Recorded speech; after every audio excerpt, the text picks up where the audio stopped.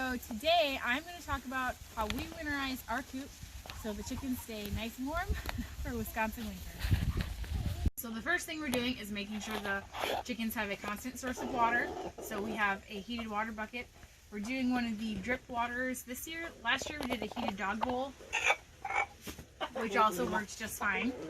And then we'll come in the coop and I'll show you what else I've done. So I do not use artificial heat, you know, like an electric heater at all. It's just a big fire hazard and I don't want to deal with that.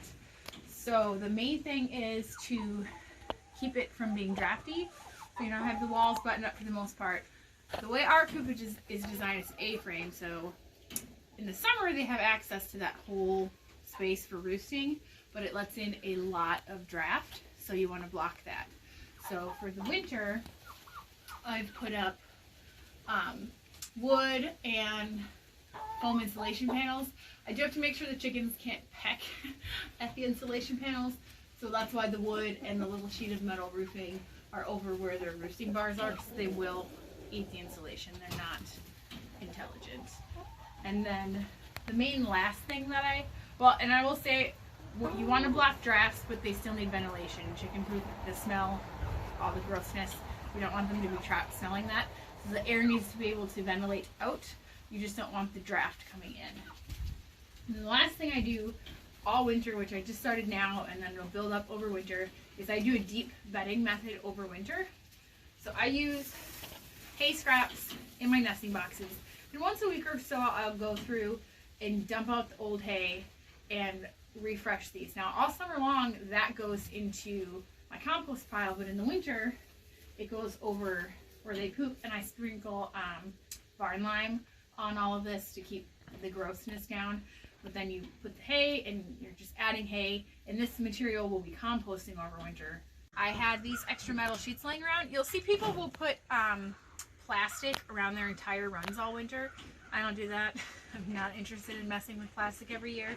But blocking some of that draft that I talked about from their run is nice too, because then they can plan the run and they're not going to be getting blasted as much. And then this tarp obviously is going to have to come down. This was for shade in the summer. That will collapse under snow, so that will be coming down shortly. Eventually in years to come that will be a metal roof, so it'll be good to go year round. Okay, so I just wanted to mention a few things before I forget.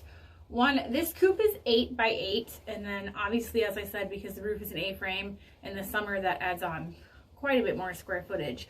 We have 25 chickens in here right now. Last year it was 18. So the amount of chickens in here combined with what I do for the winter is enough that they generate enough body heat that they stay warm. And then the deep bedding method, as that material is composting and breaking down, it is generating a little bit of natural heat, so that will also help. Now, if we were gonna have like a crazy winter again and it's 50 below wind chill like we had a few years ago, because I do not add in any heat, I would probably get plywood or some other panel and just go around the roosting bar area and make like a building within the building, so that when they're roosting in this space at night, it just traps even more of their heat in there. So keep that in mind when you're preparing your coop for winter. How big is your coop and how many birds do you have in it? If you only have 2 birds and you live somewhere where it gets super, super cold, you're gonna have to do a little bit more, you know, look at insulating the walls or things like that, especially if you don't want to bring in a heat source. And then the last thing I wanted to mention that I do for my chickens over winter is I give them the gift of taking a break from laying. It's stressful enough on them trying to stay alive and warm and happy over the winter with the changes in weather and how extremely cold it can get here. So I do not provide any artificial light. If they want to keep laying eggs because they're happy and healthy and getting everything that they need to lay eggs, they can. If their bodies need that rest to stay healthy, I'm not going to force them. Putting in lights kind of forces them to keep laying, because it's tricking them into thinking it's summer, ooh, we should lay eggs, when it's not really.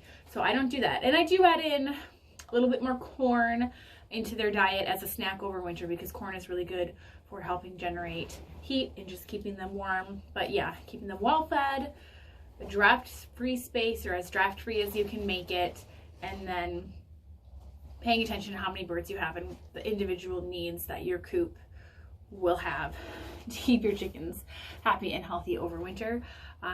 I hope that this answers some of your questions, because I have had a lot of questions over on Instagram recently about how to keep your chickens alive over winter in Wisconsin. So hopefully this answered those. If I seem to have missed anything, please let me know in the comments and I will respond as I can. Thank you for watching, guys. Bye.